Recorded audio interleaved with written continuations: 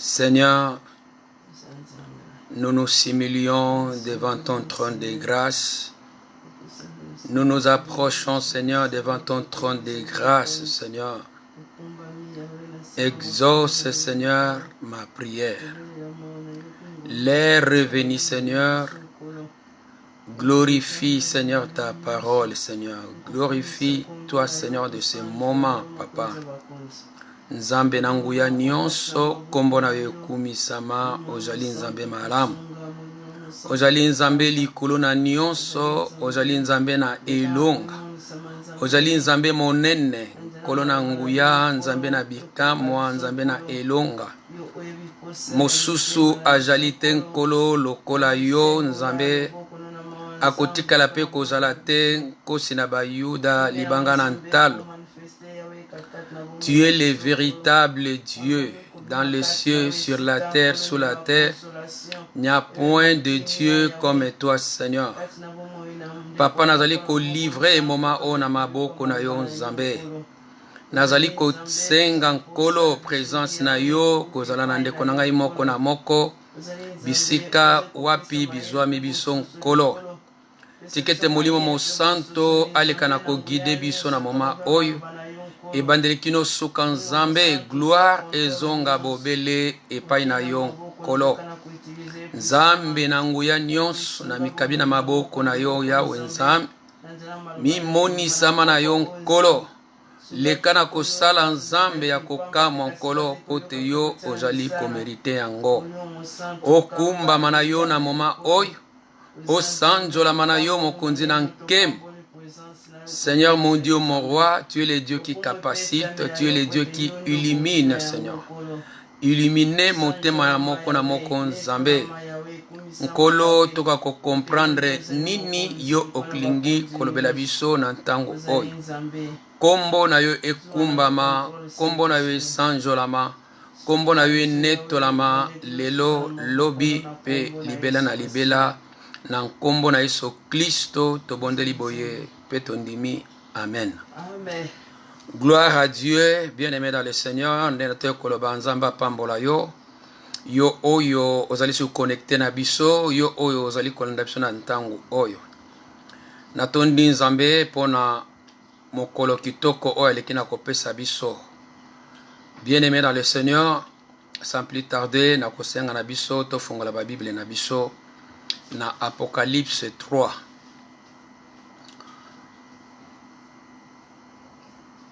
Na livre Apocalypse 3 kuna tokotanga à partir ya verset 1 ti na verset 6 tokotanga 6 verset kuna. Fongola Bible na yo na Apocalypse 3 de 1 ti na 6. Matangi elobi na biso boye. Écrit à l'ange de l'église de Sardes. Voici ce que dit celui qui a les 7 esprits de Dieu et les 7 étoiles. Je connais tes œuvres, je sais que tu passes pour être vivant et tu es mort. Sois vigilant et affermis le reste qui est près de mourir. Car je n'ai pas trouvé tes œuvres parfaites devant mon Dieu. Rappelle-toi donc comment tu as reçu et attendu, et garde et répands-toi. Si tu ne veilles pas, je viendrai comme un voleur, et tu ne sauras pas à quelle heure je viendrai sur toi. Cependant, tu as à Sardes quelques hommes qui n'ont pas souillé leurs vêtements. Ils marcheront avec moi en vêtements blancs, parce qu'ils en sont dignes. Celui qui vaincra sera revêtu ainsi de vêtements blancs. Je n'effacerai point son nom du livre de vie, et je confesserai son nom devant mon Père et devant ses anges. Que celui qui a des oreilles entende ce que l'Esprit dit aux églises. Les 7 lettre ya oyo nkolo atindi na ba église, na cette église moko na yango église oyo babengi église ya Sardes. Soko tangi le 7 église ebandi banda na Apocalypse 2 kuna tozali kobana komona église ya Éphèse, et na chaque église nkolo azokotalisa misala na bango pe azali kobana kosala ba reproche na chaque église pe azali kobana ko exhorter chaque église. Alors tango tangi le 7 église, il y a seulement 2 églises oyo bazalaki reproché te. Donc ezali église ya Smyrne pe église ya Philadelphie. Alors il y a 2 mots où ezali ko se répéter mingi. Celui qui vaincra na chaque lettre, après avoir talisa panorama ya chaque église misala na bango, après avoir exhorté chaque église, azali koyeba na kosukisa na oyo akolonga na chaque église ezali. Et après oyo akolonga, que celui azali koyeba na kosukisa lisusu na phrase oyo, que celui qui a des oreilles entende ce que l'esprit dit aux églises. Alors thème na ngai oyo thème na ko pesa malgré nazo théâtre sur les 7 églises, oyo na ko pesa na les 7 églises ezali oyo balibina biso na verset 6, que celui qui a des oreilles entende ce que l'esprit dit aux églises. Yoka mongongo ya molimo mosanto oyo azana matoi ezana singulier, ayoka oyo molimo mosanto azali koloba kati na ba église. C'est vrai, ezali lettre oyo ekomamaki déjà na ba premier siècle kuna, mais ezali lettre moko ezali ko concerner biso pe na tangu na lelo kotala lolenge nini église ezali kobana kotambola na mokolo na lelo. C'est vrai, moko na biso esengi te bana kovanda toyoka molimo mosanto alobela biso. Na chaque église soko landi yango okoyeba na ko se retrouver bisika nini yo zali. Na yebite soko zali na église ya Philadelphie oyo reproche ezali te, to église ya Smyrne oyo reproche ezali te. Mais ngai na yo soki to étudier bien ba église oyo, si Dieu le permet, na ba mikoleko ya to kobanda komeka pe ko se connecter na ba église oyo kotala nini oyo molimo mosanto azali kolobela biso. Dans la vie chrétienne, mutu nyonso esengeli il y a un moment au telema. Au telemi obandi kosala examen ya bomoi na yo. Na banda kosala examen ya bomoi na ngai, lolenge nini nkolo azali komonela nga. Ya des fois na kozala na haute opinion ya ngai moko. Nazo kanisa ke nazali malamu koleka, to nazali bien liboso na nkolo, mais peut-être nzambe azali komonela nga bongo te. Toloba lolenge David azali koloba na Psaume 139. Sonde-moi, oh, et connais mon cœur. Éprouve-moi et connais mes pensées. Regarde si je suis dans la mauvaise voie. Conduis-moi dans la voie de l'éternité. Oh nkolo, meka motema na ngai, tala motema na ngai. Meka ba pensée na ngai, makanisi na ngai. Tala soki nazali na nzela ya mabe. O memanga na nzela ya éternité. Mutu nyonso chrétien nyonso esengeli tovandaka tosala examen ya bomoi na biso. Na mitala etamboli na ngai soki nazosepelisa nzambe to naza kosepelisa nzambe te. Tanto nakokomona ke nazosepelisa nzambe, nazomona ke naza malamu, mais tanto nzambe azali komonela nga bongo te. Batu mosusu bakoki komona ngai ke oyo azali bon chrétien, oyo asalaka boye, mais lolenge nini nzambe azali komonela ngai. C'est vrai, batu batalaka oyo ezali banda, mais nzambe ye atalaka kati na motema. Alors il y a des fois to tikete nzambe molimo mosanto aleka na kolobela biso, molimo mosanto aleka na ko conduire ba pensée na biso, ye ayebi biso malamu. Et ye to ko bomba masoki mokete liboso na nkolo pote ye ayebi biso malamu. Alors lettre oyo apôtre Jean uti ko comment eza révélation de Jésus-Christ kati na lingomba. Et ça vraiment très important dans comment dans chapitre 3 1 bazolo de l'église à Sardes. Alors église à Sardes, Alobi écrit à l'ange de l'église de Sardes, donc pasteur, l'ange bazolo de pasteur, le messager. Il y a Sardes. Voici ce que dit celui qui a les 7 esprits de Dieu et les 7 étoiles. Wana Yesu Christ azali ko bana ko se présenter dans chaque église dans différentes formes, non? Azali ko bana ko se présenter. Donc quand on parle de tant azali ko bana, voici ce que dit celui qui a les 7 esprits de Dieu, donc la plénitude de Dieu. Donc Jésus est Dieu. Hein? Et les 7 étoiles. Ne to soko tangi na ebandeli kuna baza ko tasa les 7 étoiles, donc les 7 églises. Oya azali ko bana ko lobela. Alors Jésus s'est présenté. Il est la plénitude, le Saint-Esprit de Dieu, c'est la plénitude de Dieu. Alors, à mon akanyos, à yebinios, to ko bomba ma yete. Ngana ko bomba ma mutu, na ko bomba ma frère, na ngana ko bomba ma pasteur na ngai. Mais nkolo na ko bomba ma yete ya yebi ngai, aibo moina ngai nyos. Yango de no tukolo batango nyos, lo baka na nzambe, nkolo tala motema na ngai. Tala yango takatela ba pensée na ngai. Soki naza kotambola nzela mabe, nzambe sunga ngai. Zongi sanga na nzela na yo. Ya des fois to ko mbetela ba bravo ko kantie ke naza bien. Mais liboso na nzambe oza lolengi yo zo kanisa te. Alors église à Sardes balobi ko lazali koloba, je connais tes œuvres. Donc na chaque église, dans les 7 églises, toujours azo bandela ke na yebi misala na yo. Na ya malamu, na ya mabe, nkolo ayebi nga malamu.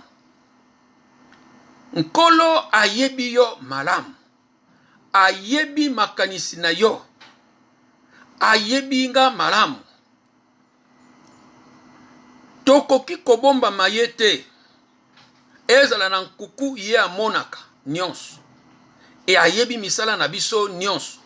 Misala malamu tozali kosala, litomba nango ezali. Misala ya mabe tozali kosala, litomba nango ezali. Me wana nga na yo, toza nano na ebandeli, ngai na yo toza na mokili oyo, toyebaka malamu lolenge nkolo azali koyeba na kosukisa lettre o kolobata na chaque lettre ya l'église. C'est lui qui vaincra oya kolonga. Le tomi yeba malamu ke na mokili o tozali, toza na etumba. Toza na etumba soka lobi ya kolonga. Donc etumba ezali. To bunda etumba malamu ya molimo. To longa etumba malamu. Donc bien aimé, la vie chrétienne eza etumba o tozali na yango. To garder foi kino na suka. Oya ko garder kundimani kino na suka. Oya ko garder espérance ne kino na suka. Ya kolonga. Tango bazali koloba ete oya kolonga. Donc pote tant o tozana ona mokili tito kosilisa tozana bitumba kati na mokili oyo. Moyini posa na ye alongola ngai na yo.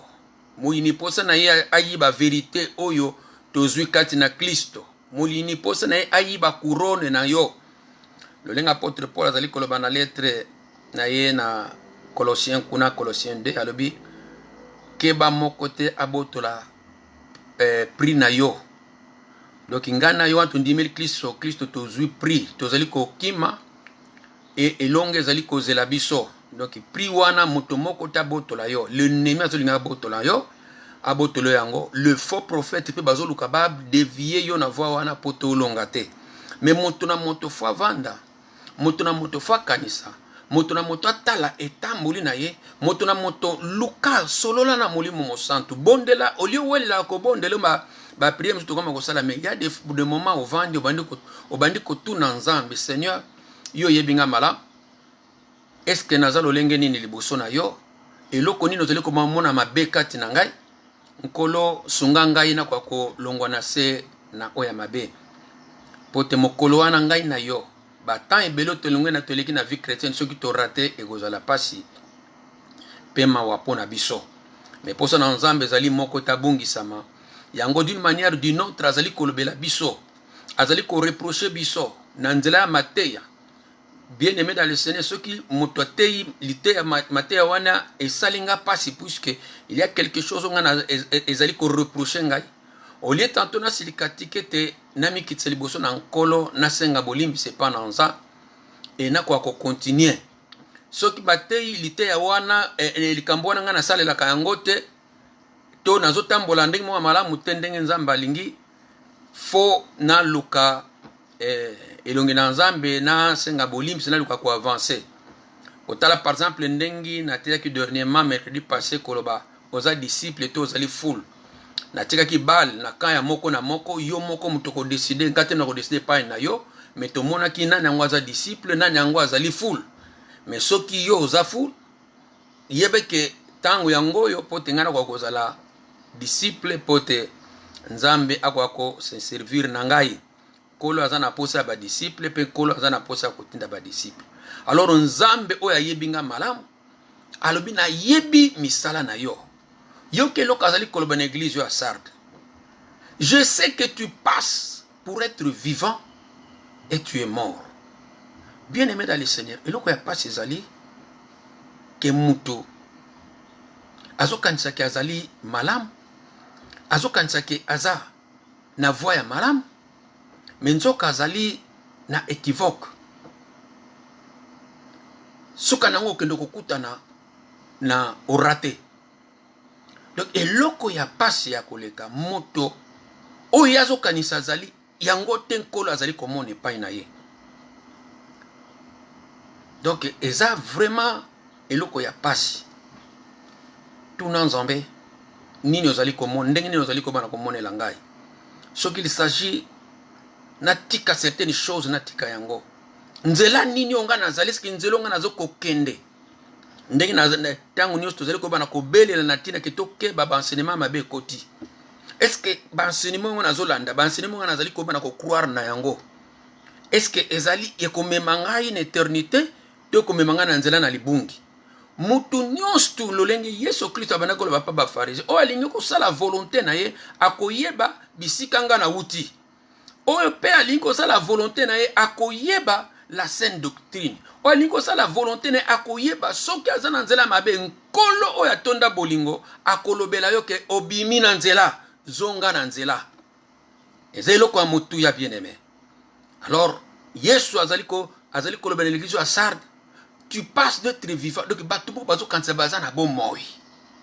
Mais nkolo azo komona bango baza ya kokufa. Oh quel pasi nini na motema. Que oza komi mona koza na bomo inkolo alobino oza ya kokufa spirituellement oza ya kokufa. Église bande ko se comporter ndengeni totala ba église na biso na mokolo na lelo toza na tendance ya kobongiso eza libanda. Ce n'est pas église o batongi kitoko eza na temple kitoko yango nde spirituellement vie ezali kuna. Ce n'est pas créativité to lwa komonisa na libanda yango nde zotalisa ke toza na bomoi. Lolenge nini nkolo azali komana komonisa nga toza na tendance moko extérieure mingi. Banzembo na biso omoni culte tango zoleka alléluia alléluia. Banzembo kitoko danse eza koningisa mutu atala lobi la vie ezali awa. Vie ezali awa tango tali extérieur.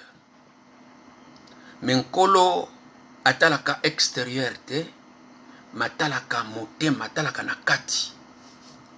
Mutu akotala lobi ici il y a la vie.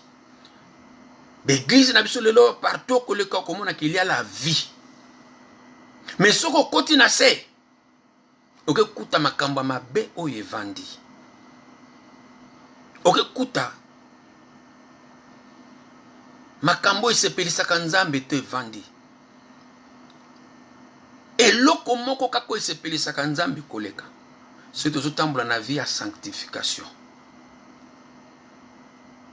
La sanctification, ce n'est pas la danse. La sanctification, ce n'est pas des chansons. La sanctification, premièrement, c'est le caractère même de Dieu. C'est un Dieu saint.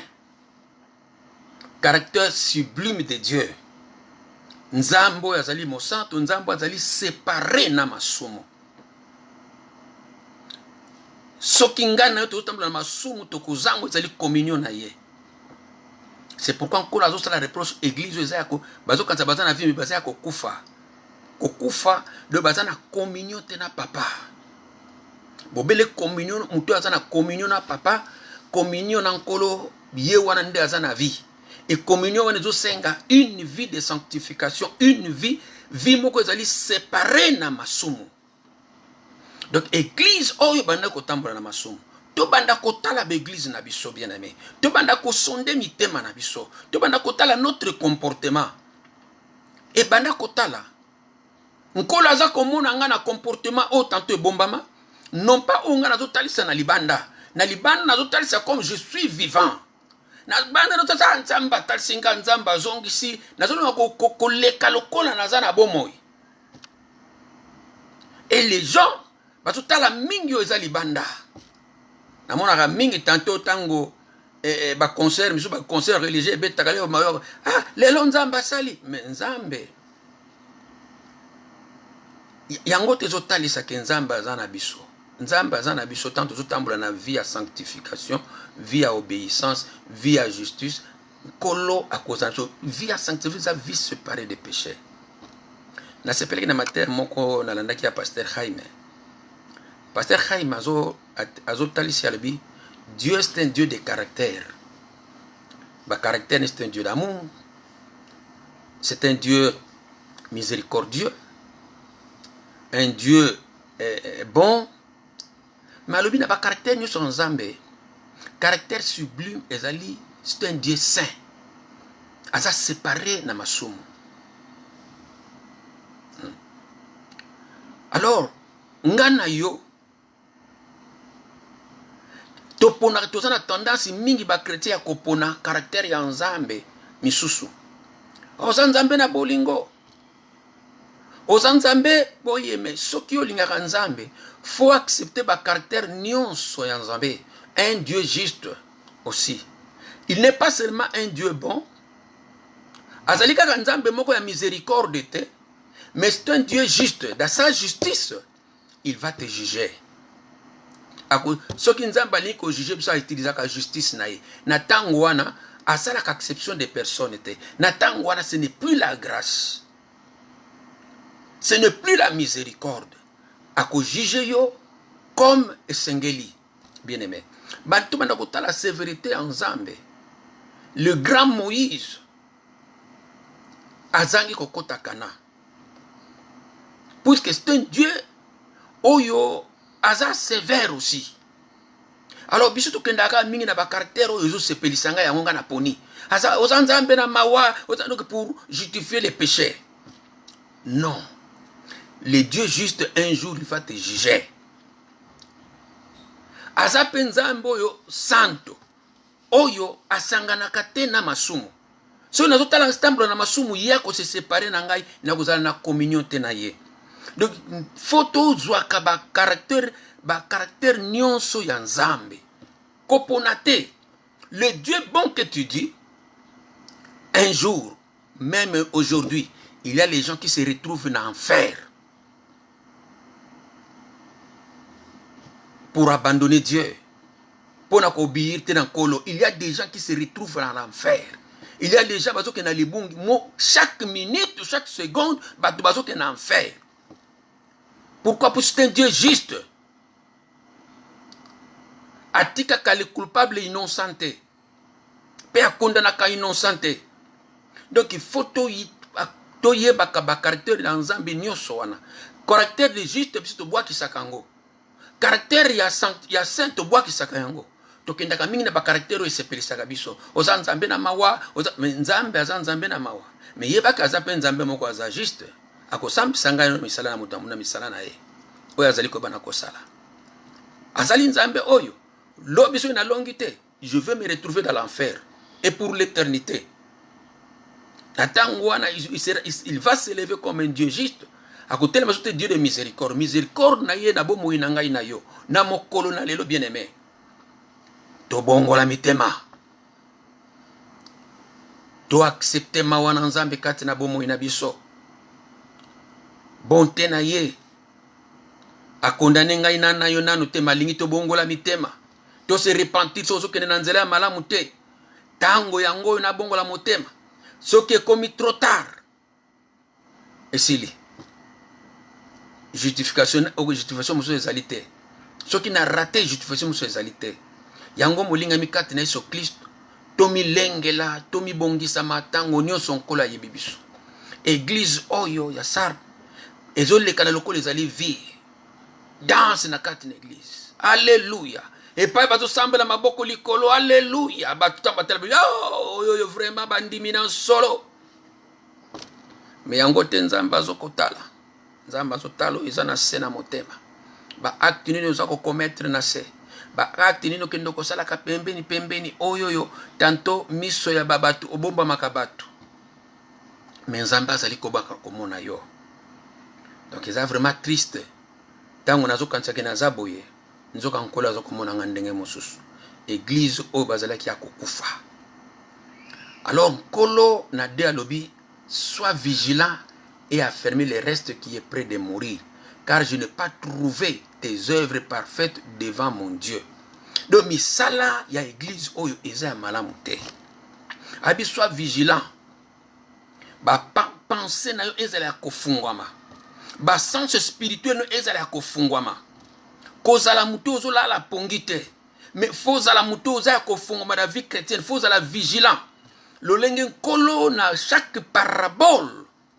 Tango azali ko pesa net parabole ya les 10 vierges. Azali ko bena ko sukisa koloba ete to veiller pote to yebite mokolo oyo mwana na moto akozonga. To veiller donc ba sens nanga spirituel faut la ko fongwama to keba. Soki nazo veiller te l'ennemi akoya ko kangangai. Soki nazo veiller te l'ennemi akoya kolonga ngai. Yango nga fona veiller un pona bomo inanga. Et le pasteur doit veiller pour l'église dans Nzambe. L'église est kende na libebite. L'église est à lokola l'église oyo ya Sardes. Et sika masumu nde mutevande ki wana misala na bango ezalaki ya malamu te. Misala na bango eza malamu te liboso na nkolo azali ko bana koloba. Sois vigilant. Mon frère, ma soeur, sois vigilant. Kola la pongite. Zalaya kola muka. Réveille-toi, toi qui dors. La muka na pongi. La muka na pongi, bien aimé. Tika bolembu na vie chrétienne. Litomba ezali kozela biso. Zala makasi. Veillez et priez. Kolo azali koya, azali kolendi sana ba parabole tango nous veillez et priez. Ce qui yo omitiki na bolembo motema na yo pensée na yo kozala ya kolala. Makanisi ne kozala na nkolo te e moke okokoma musika na Nzambe. Mais Nzambe a réveillé nga na yo na mokona lelo. Yesu Kristo mutu musuta azali ko bana kolobango Yesu Kristo azali kolobango sois vigilant et affermis le reste qui est prêt de mourir. Donc église oyo azalaki na mwa misala ya malamu, misala misusu ya mabe. Alors misala oyo ya malamu mususu pa ezalaki kokende kokufa lisusu.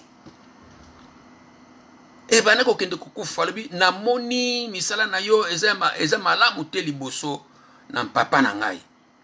Bien aimé, mutu na mutu otala misala na yo. Olie kotala ka ba misusu. Yo moko vanda tala na misala na yo ozali ko bana kosala. Soko ko yeba na ko se glorifier. Yeba na ko se glorifier liboso na Nzambe. Na misala na yo ozali ko bana kosala. Nzambe asunga biso bien-aimé. Natala misala nazali koyeba na kosala. Est-ce que eza malamu liboso na Nzambe to eza malamu te liboso na nkolo? Lolenge na ngai ya kopusa ne pa na Nzambe. Est-ce que eza malamu to eza malamu te? Bien-aimé. Posa na Nzambe ezali ke tolonga etumbo tozali na kati na mokili oyo. Komitika te komimemama te. Melinga otelema ferme.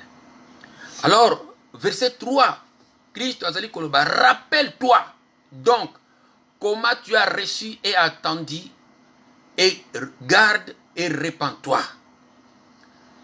Na Bible espagnole balobi, kanisa prédication ya liboso oyo ozwaki, oyo yokaki. Prédication ya liboso mokolo yo bongolaki motema. Yango baza koloba kanisa prédication wana. Prédication eza prédication ya nini? Oyo epesaki ngana bomoi. Yango kola zokobisa kanisa yango. Prédication ya liboso oyo ozwaki mokolo yo ndimelaki Yesu Kristo po bikisamaki. Prédication ya liboso bateyaki yo ezalaki nini? Oyo nkolo aza koloba ke rappelle-toi oyo yokaki pe oyo ndimaki. Prédication azali koyeba na kolobola oyo ebaki na ko recevoir ya liboso. Abi rappeler et rappelle-toi de ça le jour que tu as reçu le Seigneur. Prédication ya liboso oyo yokaki oyo pesa ki lobiko ezali ce qu'on appelle l'évangile. L'évangile est le comme sosute. Yango te pesa ki lobiko. Évangile eza nini?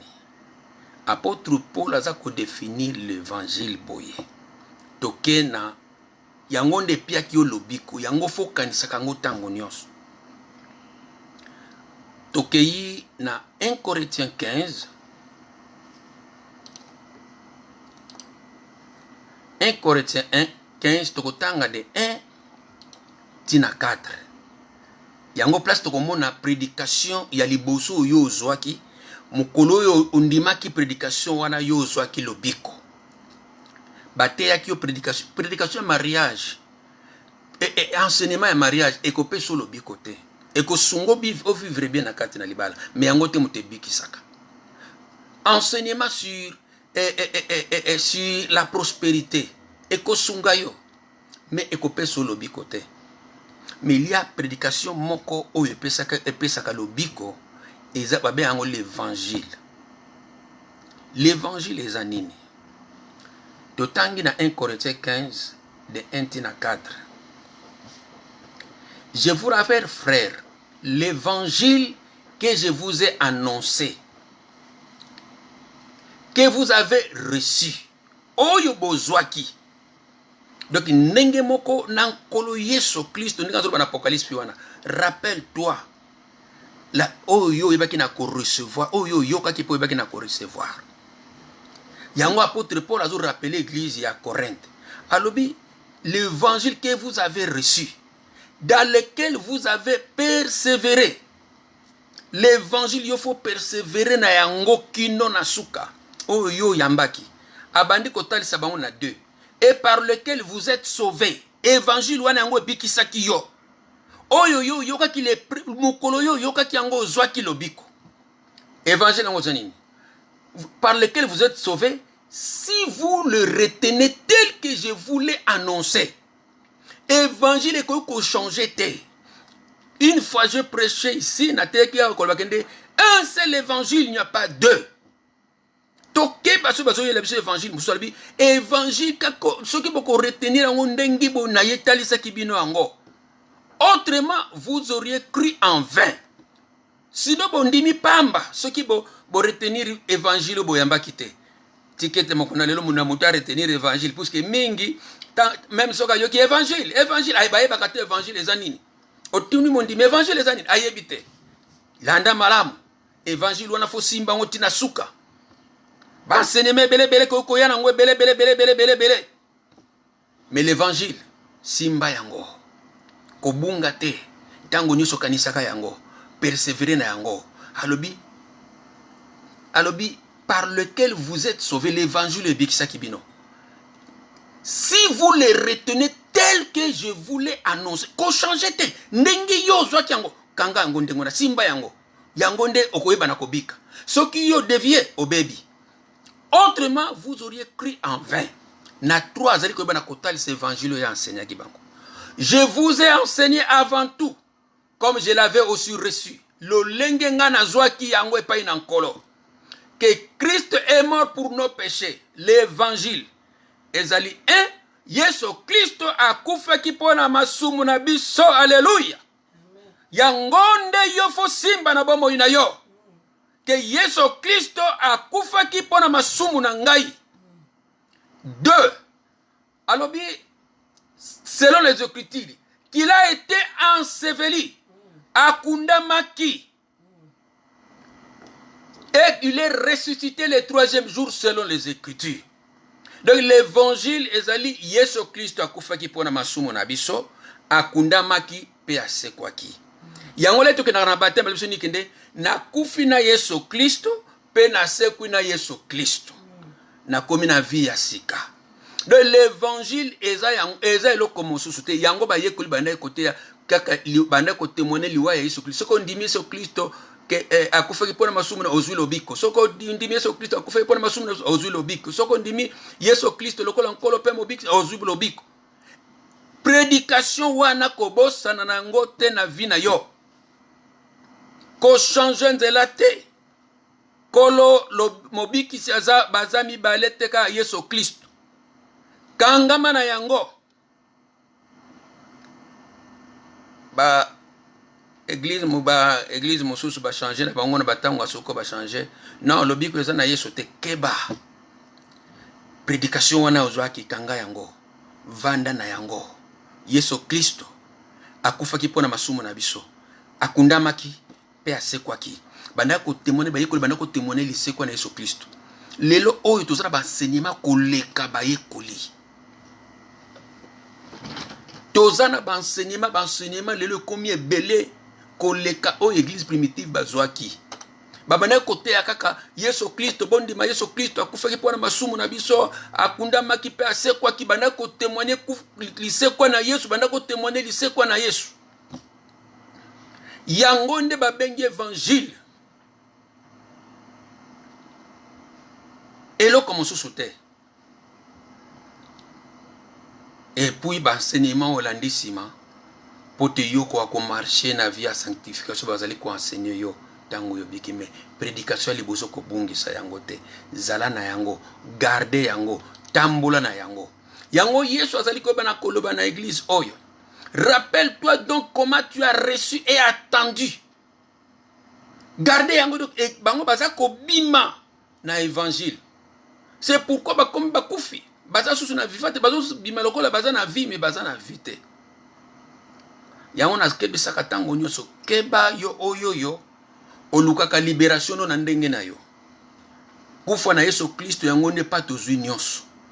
Base ya christianisme c'est la mort de Jésus-Christ. Et nous sommes sauvés na kufa wana. Yango apôtre Paul azotali l'église ya Corinthe na 1-2 ainsi 18 kuna. Prédication ya ekulusu ezali liboma pona ba oba zali ko bana kobunga mais pona biso ezalobiko. Ezalobiko bien-aimé. Kufa na Kristo yangonde tozwi lobiko bien-aimé, yangonde tozwi nyonso, yangonde tokangolami, yangonde na komi libéré, yango malédiction na ngesili. Donc le christianisme centre na yango ezali na ikulusu kufa na Yesu Kristo. So tolongoli kufa na Yesu Kristo, le christianisme est comme l'olenge ba religion mosusu ezali. Mais puissance ya évangile, puissance ya christianisme est vendu na kufa na Yesu Kristo. L'évangile. Pas bien l'évangile. Ndinga apôtre Paul azali koloba na Romains 1:16-17 kuna. Je n'ai point honte de l'évangile. C'est la puissance de Dieu pour le salut de quiconque croit, des Juifs premièrement et des Grecs. Donc l'évangile là, ce qu'on dit, Yesu Christ a kufa ki pona masumu nanga, akunda maki pe asekwaki. ozwi lobiko. Ozwi lobiko. Nguya nyonso evandi wana na kufa na Yesu Kristo. Soko continue même na 1 Corinthiens 15 wana. Soki Yesu apôtre Paul soki Yesu a quoi quitter. Donc kondima na biso eza pamba. Mais biso toza ko testifier, biso toza ko ndimete Yesu Kristo akufaki akundamaki pe asekwaki. Amen. Yango nde pesi biso lobiko. Yango Yesu Kristo azo ko rappeler l'église oyo. Bo kanisa yango na Bible espagnole Bible espagnole nouvelle tradition vivante. Balobi, rappelle-toi de la première prédication oyo yokaki. Le jour oyo yokaki l'évangile, le jour que tu as été sauvé. Oyo ko bunga na yote na mutu. Na sepelaka na ndeko oyo que je respecte beaucoup. L'évangéliste Jonas a été biso déjà à Paris. Nzamba Pambolaye, vraiment c'est quelqu'un qui craint Dieu. Na mona na Facebook atie date oyo ye andimela ki Yesu Kristo albi anniversaire na ngai mutu nyonso na mokilera botamaka azalaka na anniversaire na ye jour oyo botamaki. Mais le dieu botami na bonzambe za anniversaire ye yebi jour wana nga kutu na yebi jour angote na koko yeba ane na yebi mais jour na yebi te mais ye na jour akanga. C'était le jour où yo botamaki na bokonzi na likolo. Mokolo yo ndimaki l'évangile. Yo bikisamaki. Okomaki mwana na nzambe. Okoti na bokonzi na likolo. Okoti na royaume des cieux. Yakanga yango. Et ça jour ya isengo bien-aimé. Et ça jour ya isengo bien-aimé. Alors église o babongisa ki yango. Et bazako kola zako continue ko kende. Et garde donc rappelle-toi donc comment tu as reçu et entendu. Et garde kam simba yango retenir yango kino na suka retenir soki to longoli évangile wana soki to longoli la prédication de la croix toza pamba to teyo to côté belé et comme nango kaka comme toutes les religions sont morales. Ba musulman baza moral na ndenge na bango, ba indien baza moral, ba religion mingi baza moral. Mais nguya ya lobiko eza ne kulusu. Soki yo bosani yango, tu es perdu. Soki nga na bosani yango, je suis perdu. Alors fona simba yango. Nkolo azali ko bana bango et repens-toi. Boye bana ko se repentir. À continuer toujours na toi on a parti B. Si tu ne veilles pas, vigilance. Je viendrai comme un voleur et tu ne sauras pas à quelle heure je viendrai sur toi. Bien-aimé, sois vigilant. Il faut qu'on veille, ce qu'on a qu'on veille. Nabo moinanga. Nabo moinanga. So nazo veille. Nazo kansake naza vivant. Nazo naza okufa. Mais mutu aza vigilant. Mutu a veille akakoyeba. Eh, namoni bo moinanga nazo tambola. Namoni loko yozo kota na bo moinanga yo. Non nzambe limbi sangai. Namoni loko yozo kota no eza bokeseni. Namoni mikolo yo nazo zosuta ya prière te non nkolo tika nazonge la prière namoni mikolo méditateur ezate biloko puisque mutu soko spirituellement za ko avancer te yebake ya mokilinde mutu zozo esika na bomo ina yo. Donc où tu es attaché à Dieu, où tu avances, où tu recules, mais soko za ko reculer c'est que plus ya mokilinde mutu zozo esika kati na bomo ina yo. Que Dieu nous aide. Que oyo nyonso tu misala oyo eza parfaite te liboso na nkolo toluka kotika yango te bana ko se repentir. Sinon tokobima lokola toza vivant nzoka toza bakufi. Kolo ayeba na kosunga biso vraiment lobi. Si tu ne veilles pas, soki yoza ko veiller te na bomo ina yo.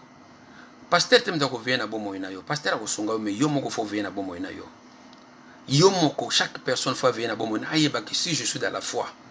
Ayeba que soki o nandimaki nazo continuer ko garder yango nazo continuer ko tambola na yango soki naza ko continuer ko retenir yango jusqu'à la fin ou soki na négligence côté ou soki pe incrédulité côté tantôt soki batuni comment incrédule yo kondima te ko incrédule. Mais si tu vis dans la désobéissance tu es incrédule parce que la foi na l'incrédulité tambola mulongo moko te. L'incrédulité tambola mulongo moko na désobéissance. Mais si tu désobéis à Dieu, tu désobéis à la parole de Dieu, tu es un incrédule. Mais yo kolba que non, naza incrédule te. La foi et l'obéissance que na nzela moko. mutu azana kondima azala obéissant. Alors faut vraiment tout à la bonne moyen biso. Si je suis dans l'obéissance, si je suis dans la foi. Et le connaît la beaucoup sénékoti na yeba na ko se repentir. Pourquoi avant nazala ki bien sûr nazaya okita? Qu'est-ce qui se passe dans ma vie?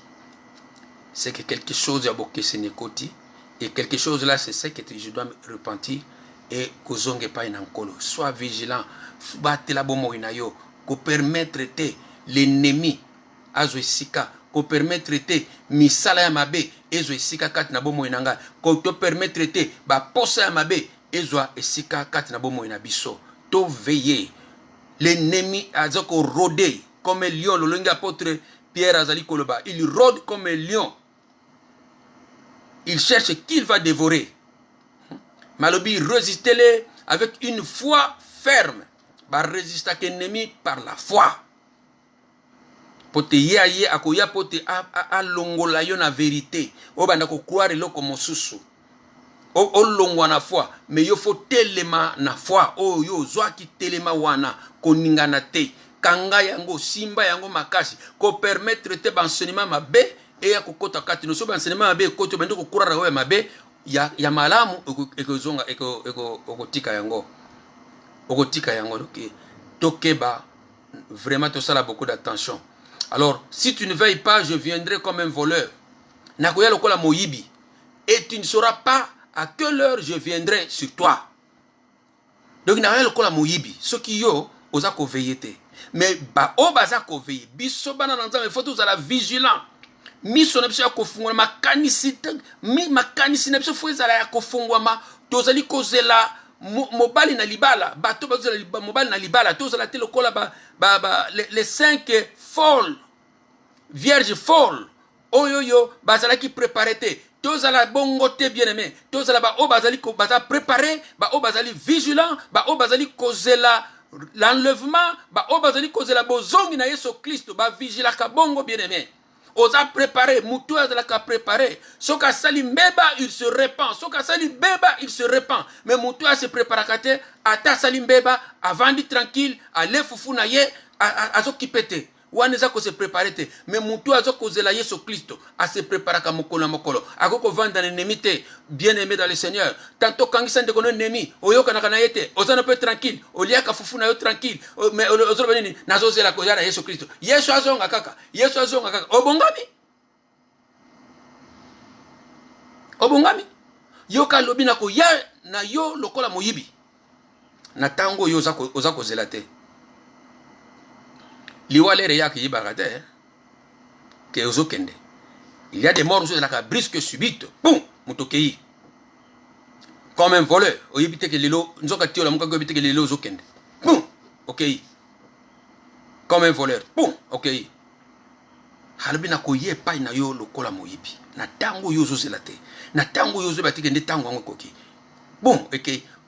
Bien aimé, ko bomba makambo mabete ke tikana bomba ngo na moni nako se repentir lobby na moni tikana no nako se repentir non. Repends-toi. Mutu ya via kana bomo ina iba nako se repentir, aiba kana ko se repentir, potazala sembo liboso na nzambe. Pota yibi mokolete famille bongisama mukolonios. Oyebite Kristo akoya tango nini. Oyebite enlèvement ko sala mamukolonini. Lenge na loba kete ba tanyo sur l'église, ba peru sur l'église. Tango zo tanga sur l'enlèvement. Apôtre Paul azolo bango on dirait ko zala lobby. Pourquoi? Puisque biso pe foto mona enlèvement lokole ko zala lobby. Ba zala na perspective ke bazo mona ke Yesu akoya lobby. Et pe soki muto zo mona ke Yesu akoya lobby ko bomi bongisa mamala. Okobanda ko mi bongisa matango nyonso. Puisque yale bina koya na tango yo yebite. Alors et là, comme ça, ça dit que le bamutu a comme un voleur. Bah, on va se veiller quand il y a Yesu Christ a comme un voleur. T'es pour si tu es là, yango. Tout ça prêt. Tout ça c'est là Yesu Christ. Besoin de Yesu Christ. Ça là prêt bien aimé. Ko mitikate na makambo na mokili. Makambo na mokili me mayote. Mais ça l'a toujours préparé. Yesu Christ a tout ça l'a toujours préparé. Oyebika kozonga. Yalbi akozonga. Bongama. Zelaye. Akozonga bien aimé. Zala toujours préparé, zala vigilant, zala toujours préparé na bozongi na Yesu Christ. Soka zongi na 1 minute wa zongi, OK na ye. une minute subite mo kufi okena kolo mais soki ezo yela ezo kuta na binemi ezo kuta yo skrokaki ezo kuta yo soko sala kanini ozo kanisa. Ça c'est la vie, ça c'est la mort. Non, la vie ce n'est pas ko yemba ko bina ko sambela. Non, la vie et ça quand on marche dans la sanctification, quand on mène une vie juste, quand on mène une vie juste, on est attaché à Dieu, on est en communion avec Dieu. Et c'est ça. Il y a une vie à transmettre vie katina biso. Tant malobane vandi katina biso. Ndengi mo gazo bakende mes paroles sont esprit et vie. So malobane vandi katina biso sale lango, c'est la vie. Mais so do sale lango c'est la mort. On nous a séparés na papa, nous a séparés na nkolo. Et séparation wana yamba babenga la mort, bien-aimé. Regarde qu'il ne parle pas les gens du monde. Il parle à l'église, bien-aimé. Église qui passe être vivant, qui croit qu'ils sont vivants. Au bazana badance, kita, kulumuka, alléluia, alléluia, yembela ye, binela ye. Sauter, sauter, sauter masumu. Mais, kuna na se makambo mususumu tezali. Bien-aimé, makambo no salaka na kukutika yango. Repends-toi. Dieu t'aime. Kolo azako zonga, azana posa na yo. Alingio mingi. Yango azako mepesa biso reproche. Le Saint-Esprit, yoka mongongo ya molimo mo santo. Yoka mongongo molimo mo santo azali kolobela yo. Azali kolobela nga na nzela na Matthieu azali kolobela. Na nzela baloyembo mingi o bande ko bazako yemba, ezako pesa vraiment instruction, ezako yo ndima Yesu Kristo bien-aimé. Ba instruction bazali ko bana ko pesa baloyembo wana. Linga bazoko kolobela yo, mais yo zako olinko tikate. Okoma na yo komela na koma na komela lokola bakatira banoko mela baku okoma komela babiloko wana komela te bien-aimé. Repends-toi, Dieu a besoin de toi bien-aimé. Alors azali ko bana ko continuer. Rappelle-toi et je viendrai à toi comme un voleur. Donc akoya comme moyibi na ba obaza komi bon lengela te. Et là comme apôtre Paul azali ko bana ko lobana 1 Thessaloniciens 5. Na 1 Thessaloniciens 5 et là comme motuya apôtre Paul azali ko lobana tina oyo etali ya vigilance. Non koya ya Kristo lokola moyibi. Na 1 Thessaloniciens 5 kuna alobi boina 4 non chapitre verset 4. Mais vous frères, vous n'êtes pas dans les ténèbres.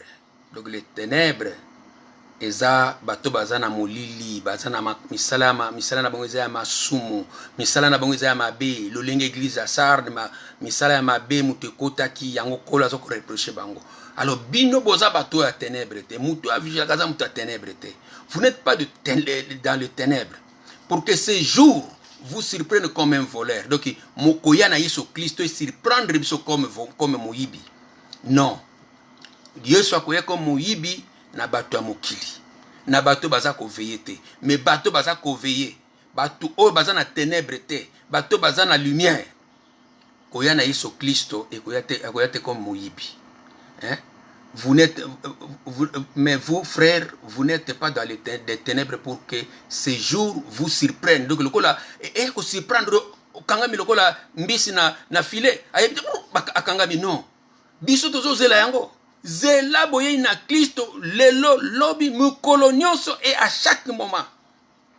Soki oza kozela yango ndengo no banda ko milenge lo banda ko mibongisama mukolo nyonso. Donc vous êtes et na 5 alobi, vous êtes tous les enfants de la lumière et des enfants du jour. Nous ne sommes point de la nuit ni des ténèbres. Tout ça bato molilité, tout ça bato butute, mais tout ça bato y a lumière. Si salobi, ne dormez donc point comme les autres, mais veillons et soyons sobres. Au moins, on a veillé zongi. Veillez. Le linga ka Kristo azali kolba na Apocalypse, to veillez. Oh bazana ténèbres. Oh misela mokili ya molili e kangi bango.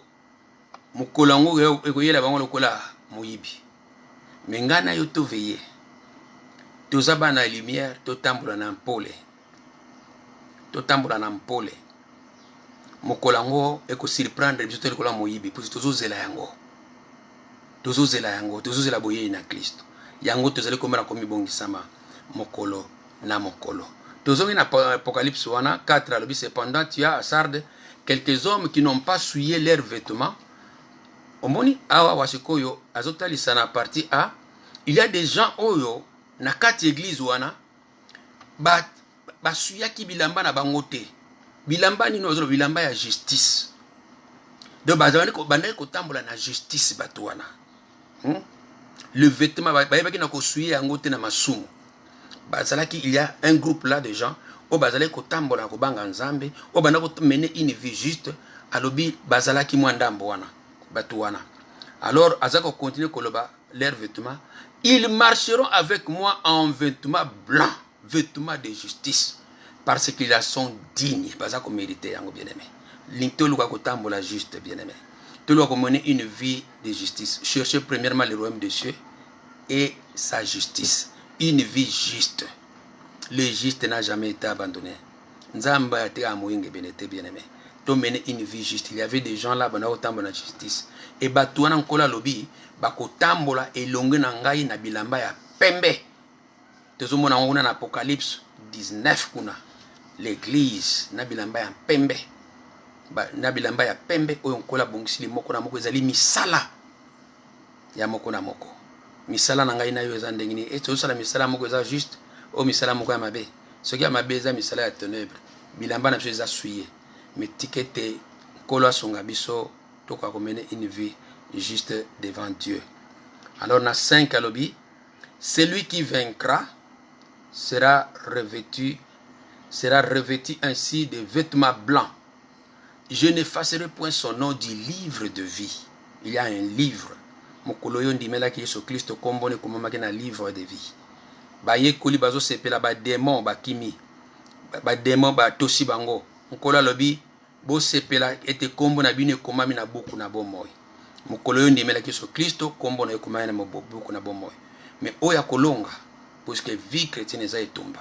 Oya kolonga na ko effacer te kombo na buku na bomoi.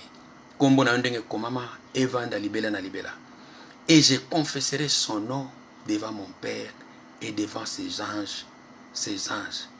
Ndeba combattons les bons combats. En gardant bien notre foi. Celui qui vaincra sera vêtu de blanc. Son nom restera dans les livres de... Et je confesserai son nom devant mon Père, dit Jésus. Alléluia. Et je confesserai son nom devant les anges, dit Jésus.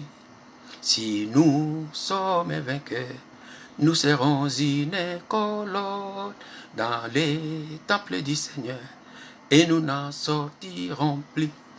Oya kolonga akolata bilamba ya pembe sans tache. Akolata yango penkolo akokonfesse kombo na liboso na papa pe liboso na banjelu. Que celui qui a des oreilles entende ce que l'Esprit dit aux églises. Je répète encore, oyo azana matoi ayoka oyo molimo azali koloba na ekelesia. Lolenge bazali koba na koloba na biso na Hébreux 3. Si vous attendez sa voix, la voix de qui? La voix du Saint-Esprit. N'endurcissez pas vos cœurs. Bo endurci mitema na binote comme dans les 2 heures bana Israël nde bala mitema ko kangama. Soka nango ba kota kite na kana. E ngai na yo tozala tolanda lolenge wana te bien-aimé. So toyoki mongongo na nzambe to se repentir. To se repentir. Nkolo sunganga. Nkolo na yiko tambola na yo bien-aimé. Yango molinga mikati na Yesu Kristo ngana yo na tango oyo. Na oto utiko yoka nzamba sunga biso. Le bon Nzambé, sonde-moi et connais mon cœur. Éprouve-moi et connais mes pensées. Regarde si je suis dans la mauvaise voie. Conduis-moi dans la voie de l'éternité. Tala ngamalam.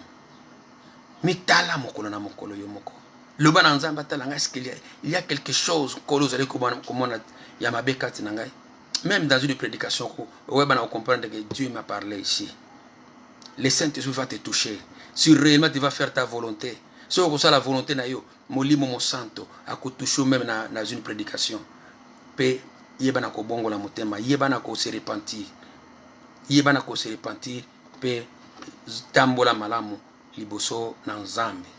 Litomba etomba ezali bien-aimé. Etomba ezali. Sois vigilant. Sois vigilant. Yo moko yebe bomoi na yo. Na oto oto koyoka na tango oyo. Ile okana koloba na yo, yoka mongo na molimo mosanto. Azali kolobela ngai na yo. Koandirisir motema te. Kokanga matoi na yo te na mongo na molimo mosanto. Le Saint-Esprit parle. Ako kolobelo na nzela ya un serviteur. Ako kolobelo na nzela ya ton frère. Ako kolobelo na nzela ton père, ta mère. Le Saint-Esprit parle. Azali kolobela biso d'une manière et d'une autre. Mais le lingue joba lobi très souvent totia kakate. Mais totia katoza na matoi oya koyoka. Nzamba pambola yo, nzambola pambola moko na moko ayoki message oyo. Tozali ko bana kotonda nzambe ndoto banana na libondeli esika ezali yo bien-aimé. Linga o repasser encore ces messages. Nini yozwi. Le linga nini omimonaka. Est-ce que nzamba azali ko monela ndengo wana? Na yebite bien-aimé. Tantôt naza na équivoque. Bonga nazo kanisa, naza trop sûr. Mais nzoka tantôt eza bongo te il y a biloko oyo. Oyo sengi na yeba na kotika. Nzamba azali ko bana kosenga ngai. Yango tozali ko bana kobondela. Kolo na tondi yo, ozali nzambe malamu. Papa, encore une fois je dis, sonde-moi et connais mon cœur, éprouve-moi et connais mes pensées. Regarde si je suis dans la mauvaise voie et conduis-moi dans la voie de l'éternité, Seigneur. Nkolo libondeli oyo ezala pona moko na moko nzambe.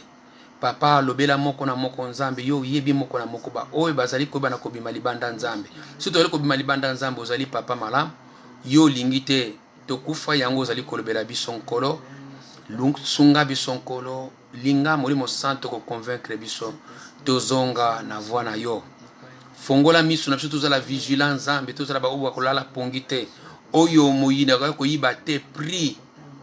Oyo yo bongisi pona biso. Moko ta boto la biso couronne ya justice. Oyo bongisi pona moko na biso nkolo. Sunga biso na sena maloba oyo. Na tondi yo pena kunzo zali nzambe malamu. Tikete moko na moko akoyoka maloba oyo nzambe. Ayeba na kososola bisika nini azali. Kumbama sanjo na mozali nzambe malamu. Na tondi yo na manso zali na nkombo na Yesu Kristo. To bondeli bopeto lobi. Amen. Amen. Bien-aimé nzamba pambola yo. Nakanisi ndeto pa pasteur dimanche. Mercredi koya. Ekozala na 19h30 te. Toko banda na 20h. Kolo apambola moko na bino. Butu malamu bisika nyoso bozwami na nkombo na Yesu Kristo. Amen.